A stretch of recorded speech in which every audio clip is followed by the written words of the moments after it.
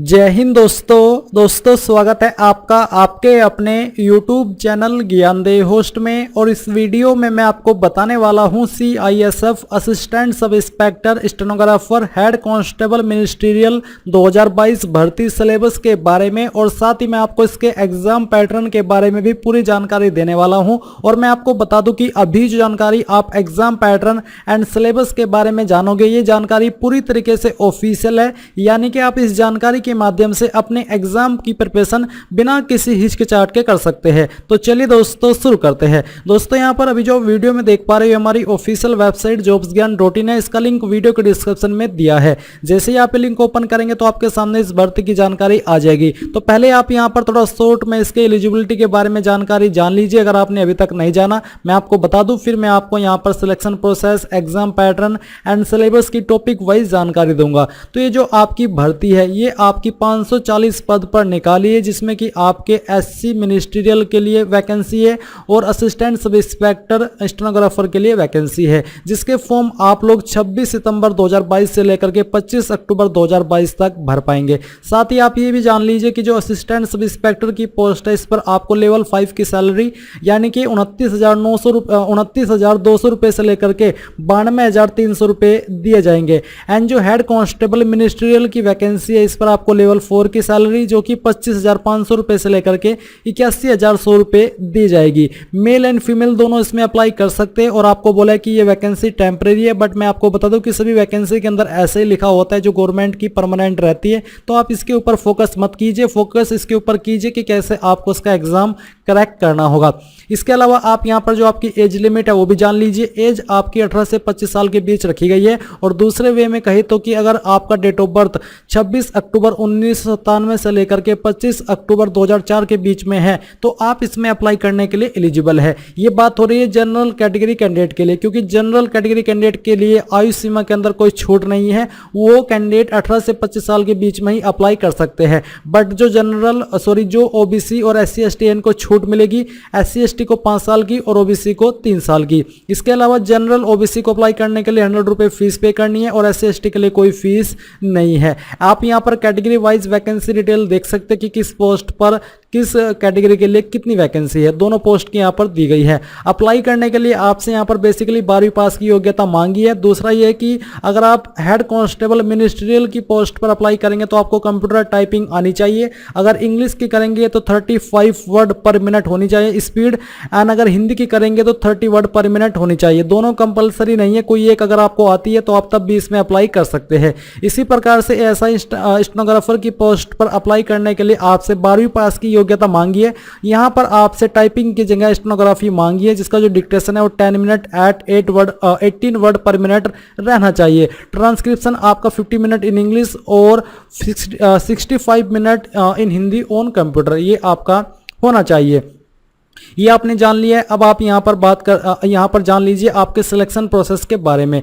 तो जो आपका सिलेक्शन है वो आपका फिजिकल स्टैंडर्ड टेस्ट यानी कि PST एंड डॉक्यूमेंटेशन के आधार पर किया जाएगा। अगर आपका ये सवाल है कि पहले एग्जाम होगा या फिर फिजिकल, तो जान लीजिए कि पहले आपका फिजिकल होगा और उसके बाद में आपका डॉक्यूमेंट वेरिफिकेशन होगा, जिसके डॉक्यूमेंट सही पाए जाएंगे, फिर उनका रिटर्न एग्जाम होगा।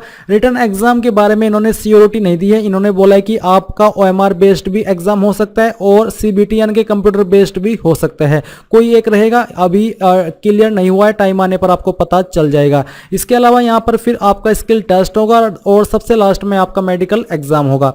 अब यहाँ पर जो आपका फिजिकल स्टैंडर्ड टेस्ट है इसमें क्या क्या रहेगा वो आप जान लीजिए। हाइट फॉर ऑल कैंडिडेट, सभी कैटेगरी कैंडिडेट के लिए यहाँ पर मेल में 165 सेंटीमीटर रखी गई है और फीमेल में 155 सेंटीमीटर रखी गई है। हाइट फॉर ST कैंडिडेट यानी कि जो ST कैटेगरी कैंडिडेट है उनके लिए हाइट 162.5 सेंटीमीटर रखी गई है मेल में, और फीमेल में 150 सेंटीमीटर।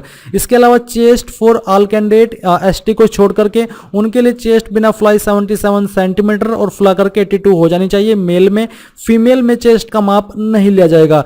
चेस्ट यहाँ पर ST कैंडिडेट के लिए जो रखी गई है वो 76 है, यानी कि यहाँ पर इनको 2 सेंटीमीटर की छूट है और फ्ला करके 81 सेंटीमीटर हो जानी चाहिए, जहाँ पर 5 सेंटीमीटर का फ्लाव जरूरी है। इसके बाद यहाँ पर दोस्तों आता है आपका एग्जाम पैटर्न।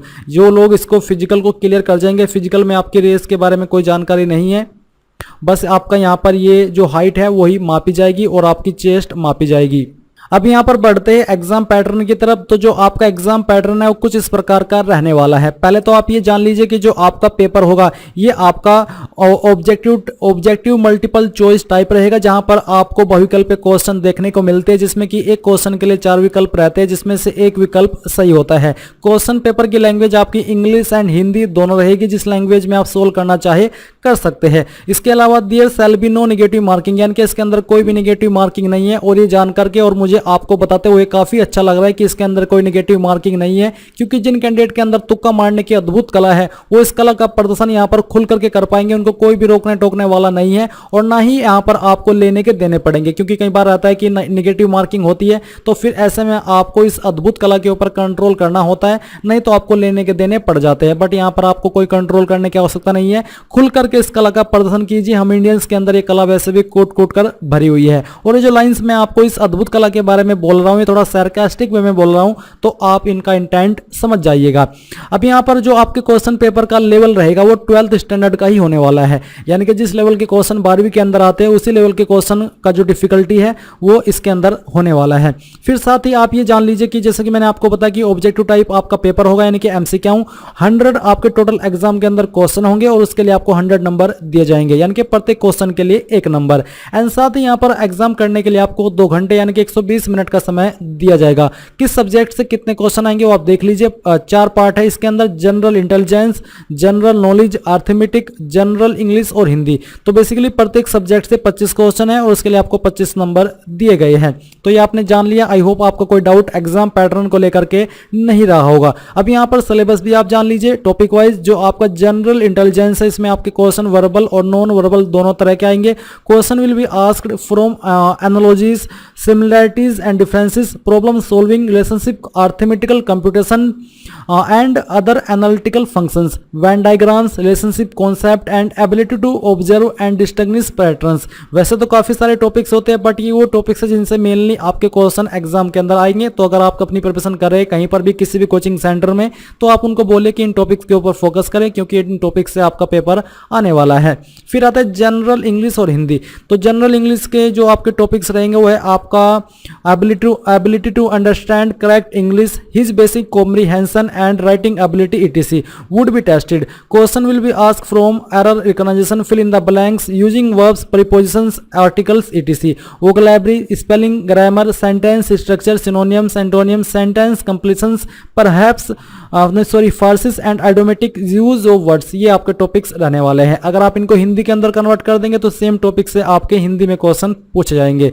फिर है जनरल नॉलेज। जनरल नॉलेज में बेसिकली ये रहता है कि सभी तरह से आपके एग्जाम के अंदर क्वेश्चन आते हैं, यानी कि कहीं से भी क्वेश्चन पूछ ले जाते हैं। बट फिर भी जो आपका फोकस रहता है वो आपका इन क्वेश्चन को तैयार करने में होता है sports, history, culture, geography, economic scheme, general polity, Indian constitution, scientific research ETC. और साथ ही आपको ये इस सब्जेक्ट के अंदर स्पेशली ये बोला जाता है कि these question will be such that they do not require a special study of any discipline, यानी कि किसी भी सब्जेक्ट के लिए आपको स्पेशल स्टडी करने की आवश्यकता नहीं पड़ती। अगर आप अपने आसपास क्या घट रहा है, पिछले 5-6 महीने के अंदर क्या कुछ घटा है, उसके लिए आप मैगजीन पढ़ते हैं या फिर न्यूज़पेपर पढ़ते हैं, न्यूज़ देखते हैं या इंटरनेट के ऊपर नज़र बना करके रखते हैं इन सभी फील्ड में, तो तब भी आप लोग इस सब्जेक्ट को क्लियर कर पाते हैं। इसके अलावा फिर आपका अगला सब्जेक्ट है अर्थमेटिक। तो अर्थमेटिक में आपको बोला है कि इसमें the test of arithmetical will cover number system including questions on simplification, decimal, fraction, LCM, HCF, ratio and proportion, percentage, average, profit and loss, discount, simple and compound interest, mensuration, time and work, time and distance, tables and graph etc. ये सभी आपके इसके topics रहते हैं। तो यहाँ पर आपने कंप्लीट जानकारी इस भर्ती के सिलेबस के बारे में जान ली है। आई होप आपको सब कुछ क्लियर हो गया होगा। अगर आपको कोई सवाल, कोई डाउट रह गया है किसी भी जानकारी को लेकर के, तो आप कमेंट के माध्यम से पूछ लीजिएगा। तो ये थी दोस्तों CISF head constable ministerial and assistant sub inspector stenographer भर्ती 2022 सिलेबस के बारे में पूरी जानकारी पसंद आई हो तो वीडियो को लाइक, शेयर एंड चैनल को सब्सक्राइब करके बेल आइकन को ऑन कर ले। Thanks for watching. जय हिंद।